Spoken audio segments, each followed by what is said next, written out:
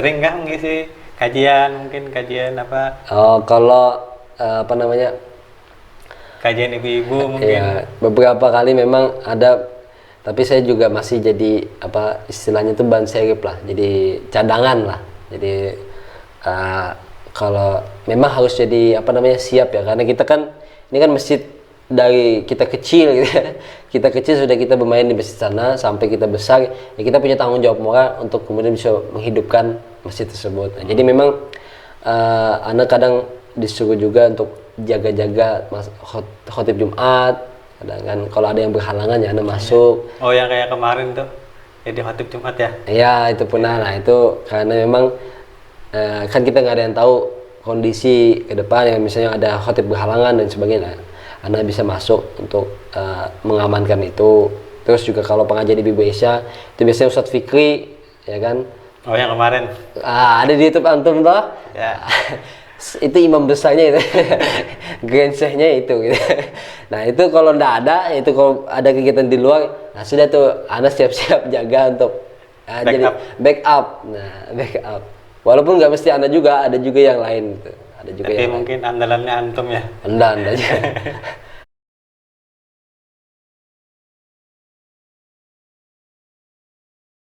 Assalamualaikum warahmatullahi wabarakatuh. Selamat datang di channel YouTube Masjid Mutipi. Kali ini kami kedatangan tamu seorang ustadz muda. Ustadz ini bernama Ahmad Sakib. Assalamualaikum Ustadz, apa kabar? Waalaikumsalam warahmatullahi wabarakatuh. Alhamdulillah baik. Alhamdulillah. Sekarang ini lagi sibuk apa nih Ustadz nih? Sekarang apa namanya? Kalau sibuk, enggak terlalu sibuk juga, cuma memang ada beberapa kegiatan seperti misalnya kayak kegiatan kayak kuliah. Sekarang kan juga masih kuliah, tapi kebetulan online, jadi belum ke Jogja. Kuliahnya di mana Ustadz? Kuliah di Pasca Sarjana UIN Sunan Kalijaga Jogja. Ngambil jurusan apa tuh di sana? Ambil jurusan tafsir, ilmu Al-Quran dan tafsir, IAT. Itu. Kalau S1-nya di mana Ustadz? S1-nya di Universitas Muhammadiyah Surakarta. Nah kalau di UIN Jogja ini kan di Jogja. Kalau S1-nya di Solo, Solo atau Surakarta biasanya. UIN dekat, itu tempatnya itu dekat, tidak terlalu jauh. Ngambilnya sama juga, jurusannya juga ilmu Al-Quran dan tafsir. Oh, iya. Mungkin adakah pengalaman yang mau diceritakan ketika kuliah S1 di UMS? Di UMS, selama UMS ya, selama perkuliahan di UMS, kalau kuliah sih berjalan enggak terlalu berdinamika, maksudnya enggak terlalu banyak pengalaman luar biasa. Cuman ada sisi yang kemudian itu sangat berkesan gitu, dalam hidup lah istilahnya. Karena dulu itu di SMA, bahkan sampai lulus SMA, anak tuh masih anti kayak baca buku, masih anti dengan diskusi, obrolan atau majlis taklim tentang yang bermanfaat gitu kan. Organisasi itu masih anti anak, masih suka menjauh dari itu, senang bermain dan sebagainya. Nah, semenjak kuliah di UMS, karena kuliah di Sobron ini juga salah satu tempat beasiswa kader Muhammadiyah. Jadi memang di sana dikumpulkan tuh beberapa utusan wilayah Indonesia. Nah, jadi udah dikumpulin. Di situ kita beradaptasi, bagaimana mengenali ragamnya budaya, kebiasaan, suku. Nah, di situ mulai beradaptasi. Jadi kebiasaan-kebiasaan lama kita yang jelek-jelek ini, kita mulai bagaimana caranya supaya lebih mandiri, supaya bisa berkembang, berubah. Jadi anak ingat sekali dulu teman-teman anak tuh banyak yang senang baca buku, kuat organisasinya, punya pengalaman yang sudah masa-masa SMA di pondok dan sebagainya. Karena kan basic keagamaan juga nggak ada, kemudian organisasi lemah, baca buku lemah. Jadi memang minder, ya kan, minder, kita nggak percaya diri, tapi gimana caranya supaya kita bisa berkembang, bisa berubah, makanya kita beradaptasi. Jadi anak nggak lari dari circle, justru malah berbaur lah, belajar dengan teman-teman. Nah di situ ada perubahan yang signifikan, perubahan yang drastis dalam dari benci buku, suka buku, dari benci organisasi sampai suka organisasi. Sampai dulu tuh pernah ya, cerita unik juga, dulu pernah kita ada kegiatan organisasi di Jogja. Ya. Kebetulan ada teman anak salah satu di SMA dulu yang kuliah di Jogja. Nah dulu di SMA anak sama teman anak ini benci sama organisasi kan, pokoknya seneng kalau ngejelekin teman-teman yang berorganisasi. Jadi buat apa buang-buang waktu, karena ada pengaruhnya nggak ada pengaruhnya di masa depan dan sebagainya. Wah pokoknya pas di Jogja, anak ke Jogja itu dalam rangka organisasi tugas, ketemu sama dia. Nah dia lagi rapat organisasinya sendiri, jadi dia mulai mikir itu, ngomong sama saya kan, Kip, aku ini baru sadar katanya, kenapa dulu ini kayaknya karma buat kita berdua. Kenapa? Karena dulu kita sangat benci organisasi, sekarang kita terjebak berada di organisasi. Nah itu banyak sih sebetulnya perubahan dalam dunia perkuliahan, tapi memang sangat luar biasa ketika kita kuliah di luar kota, karena kita betul-betul harus mandiri dan betul-betul harus beradaptasi gitu. Kalau boleh tahu siapa nama temannya itu, Ustadz? Aldi Kurniawan Bunakes. Nah, itu teman saya di SMA 1 Martapura. Oh, SMA 1 Martapura. Terus apalagi yang mungkin Ustadz ada yang mau ditambahkan nih? Kalau pengalaman perkuliahan, kalau pengalaman perkuliahan sebetulnya, kalau tadi ya dari membaca buku yang kemudian dulu malas kemudian senang baca buku, organisasi juga ketika kita kuliah itu memang berbeda dengan sekolah dalam proses pembelajaran. Kalau kita jadi kuliah di mahasiswa itu, kita tuh kayak lebih dituntut untuk belajar mandiri. Ilmu itu bukan hanya didapat di kelas atau dari dosen. Ilmu bagaimana caranya kita bisa mencari dari berbagai aspek lah dalam dunia kampus. Jadi mulai dari situ kita mulai mencari ilmu tuh bukan cuma di kelas, bisa di organisasi, bisa juga di perpustakaan. Ya, dulu kan nggak pernah kenal dengan istilah perpustakaan, ya. Masuk ke perpustakaan dulu waktu SMA karena dipaksa gitu kan. Awal masuk sekolah dulu diperkenalkan, oh ini perpustakaan, sampai lulus kelas 3 nggak pernah lagi kita masuk ke perpustakaan. Tapi sekarang kalau di perkuliahan kita harus paham ilmu A misalnya, ya mau nggak mau kita harus cari bukunya, kita pelajari sendiri. Iya.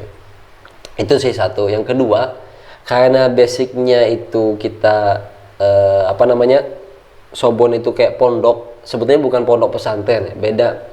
Ini kayak pondok pelatihan kader lah istilahnya. Jadi pondok pelatihan kader ini memang kalau tradisi pondok itu kan selalu misalnya solidaritas, ya kan, solidaritas artinya barang kamu barangku juga gitu. Itu barang kita bersama gitu kan. Nah, jadi kebiasaan di pondok itu kebiasaan kebersamaan, kesederhanaan itu memang sangat-sangat terasa gitu. Karena dulu mungkin saya itu kan anak itu kan punya pikiran senang berpoya-poya, senang kemudian menghabiskan uang nggak bermanfaat. Kita tuh kayak beli-beli barang yang ternyata nggak berguna gitu kan. Nah pas di kuliah kita sangat betul-betul bagaimana memanage uang, kemudian bagaimana betul-betul mempertimbangkan supaya jangan sampai teman kita merasa nggak nyaman ketika kita mewah-mewahan jalan-jalan kemana. Jadi pas di pondok itulah kita dilatih untuk sesederhana, tenggang rasa, kemudian kita juga harus solid gitu. Lapar ya lapar semua, kenyang ya kenyang semua. Makanya biasanya itu kalau teman-teman di pondok itu biasanya kalau makan itu kita biasanya kadang juga sering kali makan sama-sama, tapi kadang juga sendiri-sendiri juga biasa sudah sering juga. Jadi kalau sama-sama itu pakai apa namanya, nampan. Nampan besar. Iya, nampan itu berenam saya berapa, bagi-bagi tempe, lauk, kuahnya campur semua, makan sama-sama di sana. Jadi keseruan-keseruan itulah yang kemudian menghiasi nilai hidup.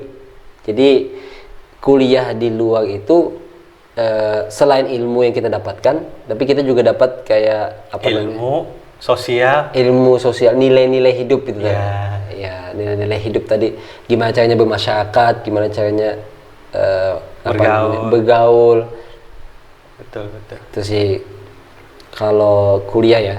Jadi memang dari semester 1 sampai semester 2 itu memang masih banyak fokus kuliah ya di kelas, terus itu baru masih proses, baru masuk organisasi 3-4 kita sudah mulai aktif di organisasi, 5-6 organisasi juga, sampai 7-8 baru kita fokus skripsi. Jadi memang perjalanan apa namanya, berjenjang. 7-8 selesai dulu organisasi, kita fokus skripsi. Itu kemarin. Kalau organisasi itu, organisasi apa yang diikuti itu? Kalau dulu ini di UMS dulu ya, di UMS itu dulu pertama kali itu ikut mahasiswa pecinta Quran, MPQ. Ini UKM istilahnya kalau dia. Ada juga ikut di himpunan prodi. Ini dalam setiap jurusan itu ada organisasi tentang kejurusan itu tadi.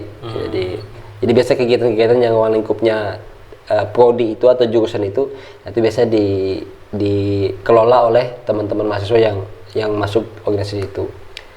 Nah, itu juga satu aja. Kalau MPQ itu kita UKM, itu juga karena teman-teman banyak yang ikut, teman-teman Sobon banyak yang ikut, jadi saya juga ikut di sana, Anda juga ikut di sana. Nah, itu tentang pelatihan Quran, seminar Quran. Terus kita pernah ngadain seminar Quran itu, si ketua umumnya tuh teman kita juga, si Ramadan Shah.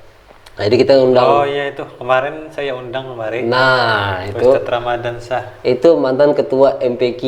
Oh. Mahasiswa pecinta Quran UKM. Jadi dulu pernah juga ngadain seminar gitu kan. Siapa, Ustadz Muzamil, tuh siapa tuh? Ya, Syakir Daulay itu.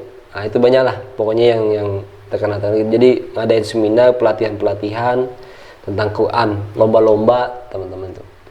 Cuma saya juga nggak terlalu lama sih, 2 tahun lah proses di sana. Himpunan prodi cuma setahun. Terus kita juga ikut kegiatan IMM. Kalau IMM agak lama memang, karena kita diwajibkan juga ikut IMM. Jadi harus apa namanya, dalam persyaratan tuh harus ikut salah satu Ortom Muhammadiyah, salah satu IMM. Nah, di IMM ini mulai tuh kebuka open minded ya, kita mulai kebuka pikiran kita tentang ilmu, tentang Islam, tentang apa namanya, peradaban dunia. Jadi dari kita sempit gitu ya, dari kita melihat sempitnya ilmu, bahwa kita hanya fokus pada ilmu agama yang kemudian sangat sempit lah, misalnya ilmu agama yang khusus itu. Nah, ini kita tidak peduli dengan ilmu-ilmu duniawi lainnya. Padahal ternyata sebetulnya dari pengalaman analisis itu, ternyata bahwa ilmu itu sebetulnya saling berhubungan satu sama lain. Jadi sebetulnya ilmu agama dan ilmu-ilmu dunia yang katanya dunia, ini sebetulnya ilmu yang satu padu gitu, untuk kemudian bisa saling bertaut satu sama lain. Nah, itu ketika kita masuk gabung di organisasi, tidak didapat dari kelas.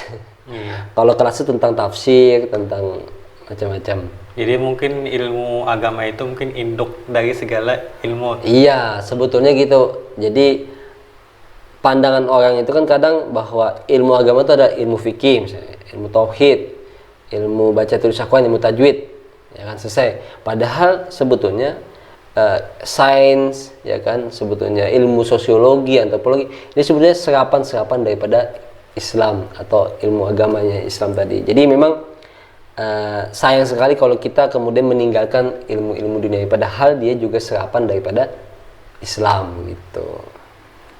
Nah, mungkin untuk S1 nih, terus kan ada pengabdian tuh. Iya. Nah, mungkin ada cerita mungkin buat dibagikan nih. Pengabdian. Buat para pemirsa. Jadi pengabdian itu konsekuensi ya, konsekuensi beasiswa. Jadi kita harus mengabdi, dilempar. Ya sebetulnya kita belum tahu di mana kita akan dilempar. Yang jelas LDK itu lembaga dakwah LDK lembaga dakwah khusus ya, pimpinan Pusat Muhammadiyah itu nanti berikan tempat-tempat khusus. Jadi dia cuma ngasih tahu bahwa 3T terjauh, terbelakang, terpelosok istilahnya itu kan, terdalam istilahnya. Jadi kita belum tahu sampai kita wisuda, kita dapat surat, bukan dapat ijazah, dapat surat bahwa ijazahnya ditahan di pondok dan kemudian mulai mempersiapkan pengabdian. 2 minggu dari wisuda kita langsung diberangkatkan dan di situ dapat tiket. Ana kebetulan dapat tempat di Sulawesi Barat di Mamuju Tengah. Pengabdiannya 1 tahun di sana. Jadi 1 tahun full, nggak pulang-pulang. Memang betul-betul kita ngabisin waktu di sana, mengabdi lah, betul-betul mengabdi. Sulawesi Barat, Mamuju Tengah. Pengalaman di sana banyak banget ya. Ketemu orang-orang hebat di sana, orang yang punya hati yang mulia. Teman-teman di sana welcome banget sama Ana di sana dan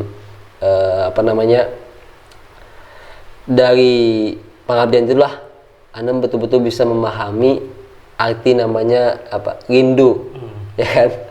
Jadi kalau anggaplah kita kalau misalnya pergi jauh puluhan tahun misalnya, pasti kan ada rasa rindu ya, dengan keluarga, dengan kemudian tanah kelahiran dan sebagainya. Jadi betul-betul di situ betul-betul bagaimana dirasakan. Kalau di Solo enggak terlalu kita bisa karena kita kan banyak teman, kita happy, kita santai, kita juga organisasi dan sebagainya. Cuma kalau di sana kan kita fokus mengabdi, kemudian kita betul-betul di masa-masa awal tuh kita kadang rindu tuh pengen pulang. Setiap hari lihat tanggal gitu. Kapan kita selesai? Padahal 1 tahun ya. Tapi setelah berjalan itu beberapa bulan, kita sudah mulai akrab, kita sudah mulai berbaur dengan teman-teman di sana. Sangat-sangat indah ya. Jadi perjalanan itu sangat-sangat asik gitu kan. Dan pengalaman yang luar biasa itu ya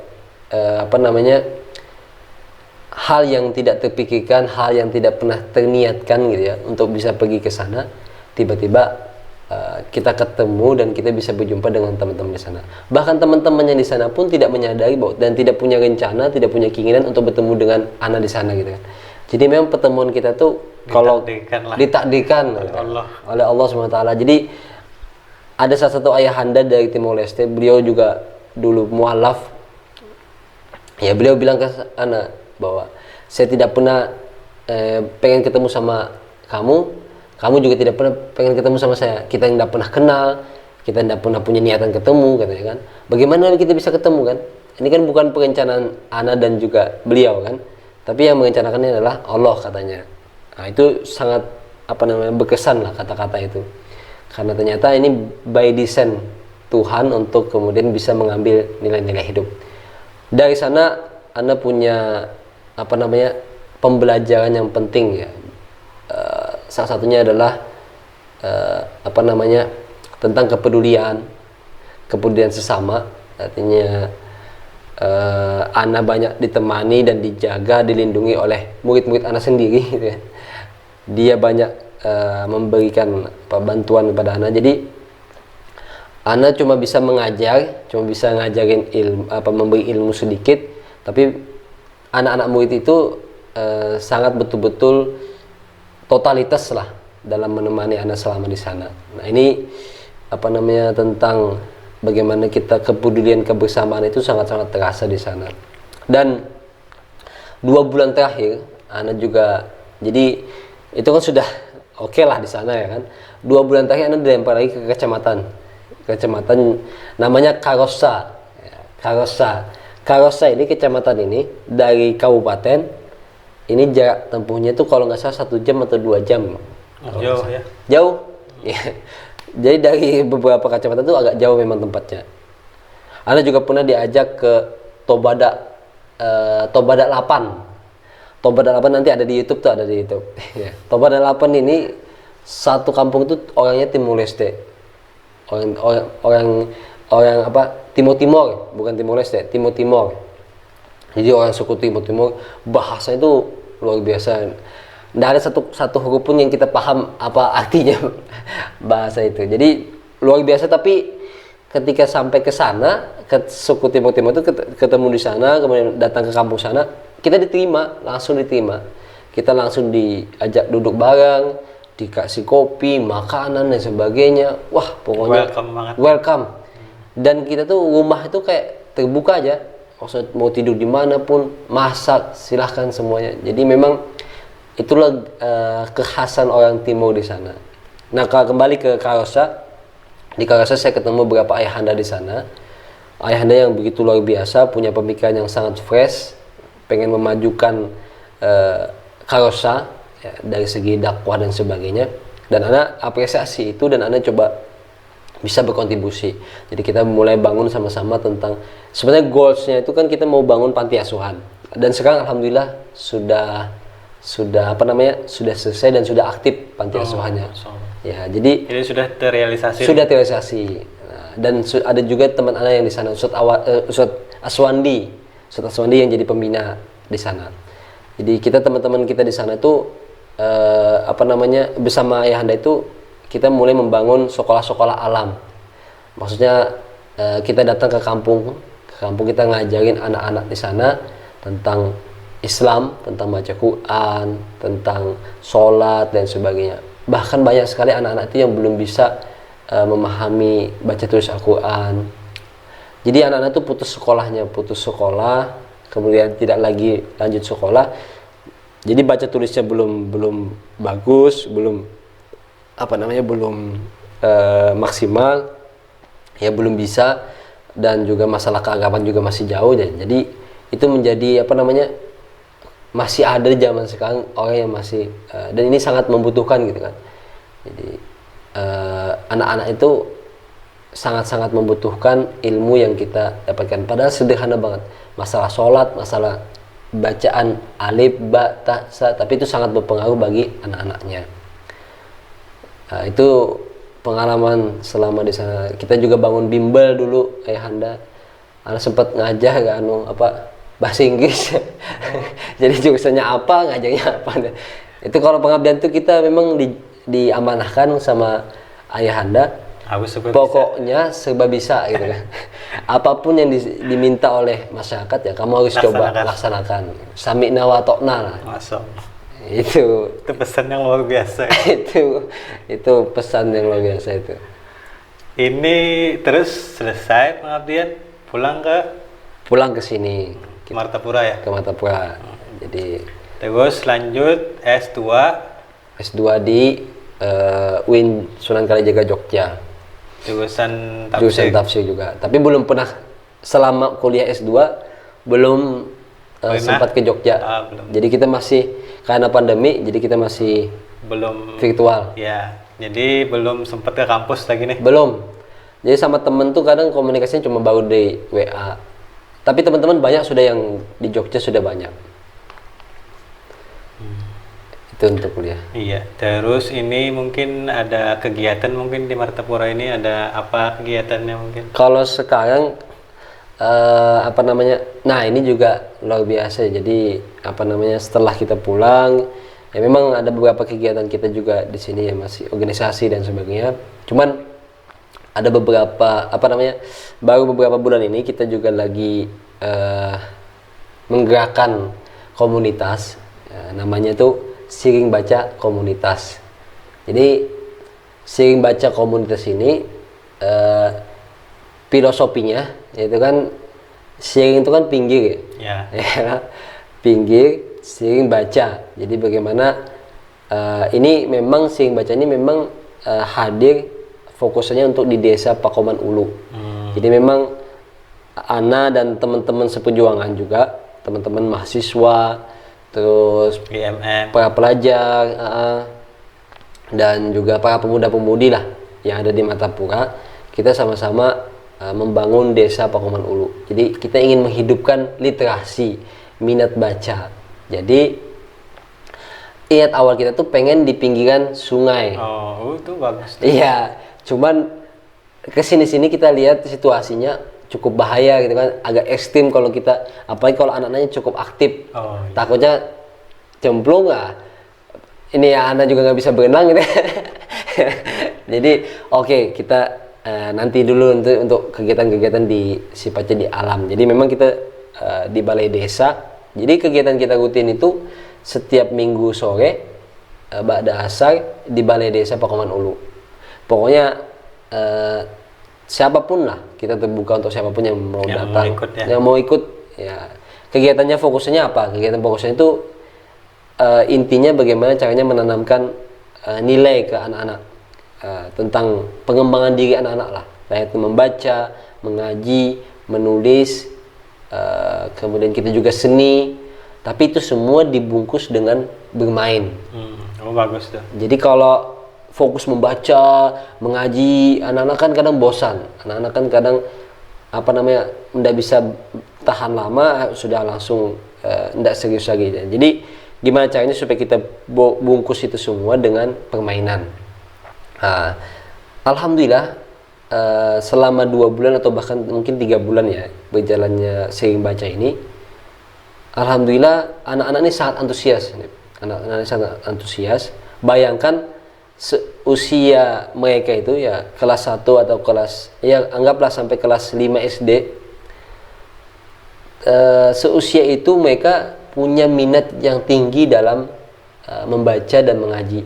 Jadi anak sempat kaget dan juga kagum gitu ya lihat anak-anak ketika disuruh ngaji, mereka ngaji, kemudian diberi buku, karena kita juga punya banyak buku baca-bacaan walaupun masih sedikit sebetulnya. Jadi buku-buku bacaan anak-anak itu kita kita taruh di meja. Setelah mereka ngaji, silakan ambil bukunya gitu kan. Bahkan yang nggak bisa baca pun ngambil gitu. Terus dia lihat, dia baca-baca, dia lihat gambarnya, nah baru nanti ada teman-teman yang deketin, diajarin perlahan-perlahan, ini huruf apa, ini bacanya apa, diejakan. Nah, jadi memang kayak gitu secara kultural lah kita mengajarkan. Dan anak-anaknya luar biasa semangatnya dalam membaca. Nah ini sebagai bukti kalau kita dulu ya jadi mahasiswa tuh kan senang kritik ya, pokoknya kalau jadi mahasiswa tuh senang menyalahkan gitu. Wah, pendidikan Indonesia ini sangat buruk gitu, minat baca anak Indonesia rendah gitu kan. Anak juga dulu gitu kan, anak kritik dan sebagainya. Nah, tapi terus apa gitu, ketika kita mengkritik lalu apa yang bisa kita lakukan gitu kan. Nah, solusinya itu loh, minimal ya kita bantu kan ya, betul. Minimal kita bantu meningkatkan minat baca tadi gitu kan. Jadi mengkritik ya kan, kita senang mengkritik boleh ya kan, tapi kita buktikan juga kritik kita tadi dengan amal kita kan. Nah, dan ini juga salah satu tanggung jawab kita sebagai mahasiswa, sebagai pemuda-pemudi yang notabene kita sebagai pelajar juga, karena kita punya ilmu, kita bertanggung jawab untuk memberikan ilmu kepada orang yang membutuhkan. Iya, betul. Karena ini konsepnya kan sama seperti sedekah. Sedekah itu kan kalau kita ini punya ilmu, nah ilmu yang kita dapat selama kita belajar, selama kita mungkin kuliah dan sebagainya, nah itu harus diamalkan, harus diberikan kepada, ya disedekahkan kepada orang yang membutuhkan. Betul. Nah sang anak-anak ini membutuhkan gitu ya. Anak-anak ini membutuhkan kita untuk kemudian membaca, menulis, dan mengaji gitu. Bagus tuh, mulia itu. Ya. Sesekali lah Mutipi datang ke sering baca gitu. Insyaallah bisa. Meliput ya? Iya. Meliput. Nanti dijadwalkan ya. Ya siap. Nanti kabari anak, kapan waktunya nanti anak ke sana. Oke. Nanti anak-anaknya manis-manis pokoknya, lucu-lucu anak-anaknya. Siap. Terus apa lagi ya? Mungkin ada tambahan lagi, Ustadz? Untuk mungkin kedepannya ya. Jadi kan kita juga sering baca itu kan tidak hanya minggu sore. Kadang biasanya kita juga mengadakan kemarin tuh yang dialog kolaboratif. Di mana itu? Yang di Ohio Coffee. Ohio Coffee. Nah, yang Ohio Coffee itu sama sekretaris desa ya. Terus dari Ikatan Pelajar Muhammadiyah sama IPNU, Ikatan Pelajar Nahdlatul Ulama. ya. Jadi karena memang kita pengen Sering Baca Komunitas itu milik seluruh pelajar, seluruh mahasiswa, seluruh masyarakat, pemuda-pemudi Martapura. Betul itu. Jadi contohnya mulainya ya Desa Pakuman Ulu gitu kan. Oh, jadi mau disebarkan ke desa lain mungkin. Kalau ke depannya gitu kan, ke depannya kalau memang sudah Desa Pakuman Ulu sudah kokoh, jadi percontohan sudah jadi contoh, jadi monumen gitu ya. Jadi monumen, jadi contoh, jadi tauladan bagi desa-desa lain. Nah, bisa kita bergerak ke desa-desa lain. Tapi proses itu kan panjang nih. Artinya tidak semudah kita membalikkan tangan kan. Artinya mengubah anak-anak yang dulunya kemudian malas belajar kemudian senang. Dan ini ibu-ibu, orang tua senang lihatnya gitu kan. Senang lihat anak-anak yang sering bermain datang ke sana, dia juga bermain, dapat hadiah, kadang dapat permen, dapat makanan, dapat pelajaran dengan gratis gitu kan. Iya. Itu. Jadi gratis nih. Gratis. Masya Allah. Tidak ada bayar-bayar kita. Nah, ini kan pengabdian istilahnya kan. Pengabdian dari mahasiswa Muhammadiyah dan seluruhnya lah. Tidak mesti Muhammadiyah. Ya. Siapapun pokoknya. Siapapun. Itu kalau Sering Baca. Nah, insya Allah kedepannya kita punya kegiatan-kegiatan lain lah yang jadi supaya menjadi pelopor perubahan.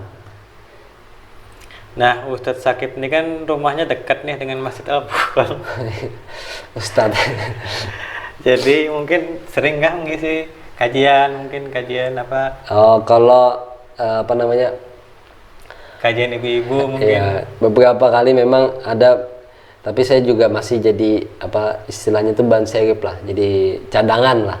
Jadi kalau memang harus jadi siap ya, karena kita kan ini kan masjid dari kita kecil gitu ya. Kita kecil sudah kita bermain di masjid sana sampai kita besar, ya kita punya tanggung jawab moral untuk kemudian bisa menghidupkan masjid tersebut. Nah, jadi memang anak kadang disuruh juga untuk jaga-jaga khotib Jumat. Kadang kan kalau ada yang berhalangan ya anak masuk. Oh, yang kayak kemarin tuh jadi khotib Jumat ya? Iya, itu pernah. Nah, itu karena memang kan kita nggak ada yang tahu kondisi ke depan, yang misalnya ada khotib berhalangan dan sebagainya. Anda bisa masuk untuk mengamankan itu. Terus juga kalau pengajian di BBSA itu biasanya Ustadz Fikri, ya kan? Oh, yang kemarin? Ada di YouTube antum toh? Ya. Itu imam besarnya itu, gensehnya itu. Gitu. Nah itu kalau ndak ada, itu kalau ada kegiatan di luar, nah sudah tuh Anda siap-siap jaga untuk jadi backup. Nah backup. Walaupun nggak mesti Anda juga, ada juga yang lain. Gitu. Ada juga. Tapi yang mungkin andalannya antum ya. Anda aja. Masalah istilah ustadz ya. Istilah ustadz ini juga penting Anda sih. Istilah ustadz. Kalau mungkin ya, kalau ustadz itu kan kalau yang menyampaikan mungkin mudah ya. Tapi kalau yang menerima tuh memang agak berat memang. Karena penerimaan istilah ustadz itu kan butuh pengalaman, proses yang sangat panjang gitu kan. Ya, kalau anak pribadi ya belum sampai jauh dari istilah ustadz, apalagi di atasnya gitu kan. Jadi ya anak hanya sebagai pembelajar. Itu. Kalau istilahnya itu ustadz muda ya. Belum. Gitu. Nah, untuk mengakhiri sesi kita ini mungkin Ustadz Sakib ada kata-kata atau pesan nih untuk pemirsa, bisa disampaikan Ustadz? Mungkin kata-katanya kita berkaitan dengan apa yang kita bahas tadi aja ya, terkait dengan pembelajaran dan juga anak-anak gitu ya. Jadi kayak gerakan-gerakan perubahan tadi seperti kayak misalnya komunitas dan sebagainya, ini memang adalah langkah-langkah dalam rangka untuk kita melakukan perubahan bagi dunia. Jadi memang melakukan perubahan bagi dunia, membangun peradaban dunia, ini harus diawali dengan langkah-langkah kecil kan gitu. Kalau kita lihat sejarah Nabi Muhammad SAW, Nabi Muhammad tuh lahir di tanah Arab yang itu tidak pernah dihiraukan oleh orang-orang sana. Ada dua kerajaan besar yang membelakangi mengelilingi tanah Arab tersebut, tanah yang tandus, kualitas masyarakatnya yang terbelakang dan sebagainya. Muncul satu sosok inilah yang kemudian mempengaruhi perubahan dunia. Ya, kita nggak usah semua orang pasti sepakat, karena bahkan orang non muslim pun menulis buku dari 100 orang paling berpengaruh di dunia, nomor 1 Nabi Muhammad SAW gitu. Jadi terlepas Nabi Muhammad adalah nabi kita, beliau juga memang orang yang berkualitas gitu. Dan diakui oleh seluruh dunia itu, sepanjang sejarah dunia. Jadi jangan ada alasan itu kan nabi, beliau kan nabi, kita kan siapa kita juga kan. Nah, jangan punya alasan itu, karena di sisi lain selain Nabi Muhammad diberi wahyu sebagai nabi, beliau juga sebagai sosok manusia yang berkualitas. Jadi semua perkembangan dunia modern saat ini itu tidak mungkin terlepas daripada pengaruh orang-orang terdahulu, termasuk daripada Nabi Muhammad SAW.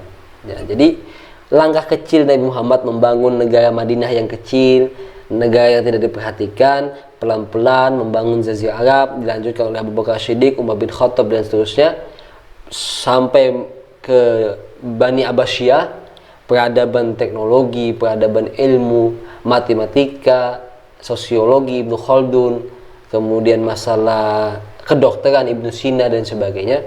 Nah, ilmu-ilmu ini yang kemudian sangat dibutuhkan kondisi saat ini atau zaman saat ini, itu berpengaruh daripada apa yang telah diperjuangkan oleh Nabi Muhammad SAW. Jadi langkah kecil Nabi Muhammad SAW ini punya pengaruh besar daripada perkembangan dunia saat ini. Matematika itu punya nilai-nilai sisi spiritual Islam di dalamnya kan. Sosiologi, ilmu-ilmu yang berkembang sekarang zaman sekarang ini ya tidak terlepas daripada perjuangan orang-orang terdahulu. Nah, inilah yang kemudian menjadi poin penting kita bersama, bahwa yuk mari kita jadi orang yang melakukan perubahan bagi dunia. Kapan dunia berubah? Yang penting itu nggak perlu dijawab. Yang penting kita adalah bagian ikut andil dalam melakukan perubahan-perubahan dunia. Dengan dunia yang paling kecil dulu, dari desa, dari sekitaran kita, kampung kita. Nah, lama-kelamaan kita akan itu menjadi sejarah. Nanti di masa depan kita juga termasuk bagian daripada melakukan perubahan dunia. Jangan sampai seperti disebutkan dalam Al-Quran, surat As-Saff 23 itu, lima taqulu ma la taf'alun. Jadi jangan kamu itu mengatakan sesuatu yang tidak kamu kerjakan, gitu kan? Ini kan berat ini. Iya. Kita ceramah masalah pendidikan, masalah umat, kemajuan, tapi kita tidak punya langkah amaliyah kita untuk membantu. Nah, itu dia. Kabura maqtan indallahi an taqulu ma la taf'alun. Allah sangat benci bagi orang yang beriman. Ini konteksnya orang yang beriman, karena panggilannya ya ayyuhalladzina amanu, bukan orang kafir ini. Ini bagian peringatan bagi orang yang beriman, yang dia senang mengatakan sesuatu, ya kan? Wah, ini kita harus ini, tapi perbuatannya ma la taf'alun, dia tidak melakukan sesuatu sedikit pun untuk apa yang dia katakan. Jadi kita mengatakan, kita mengkampanyekan, kita kemudian menggelorakan, ayo kita berubah, ayo kita maju, ayo kita ini, tapi sekarang kita juga harus melakukan perbuatan-perbuatan kecil. Memulai langkahnya. Ya? Memulai langkah. Itu. Gimana Ustaz, sudah? Khalas. Jadi kita tutup saja nih sesi kita kali ini dengan mengucap wassalamualaikum warahmatullahi wabarakatuh. Syukran Ustaz sudah berhadir di sini. Waalaikumsalam warahmatullahi wabarakatuh. Syukran. Afwan Ustaz.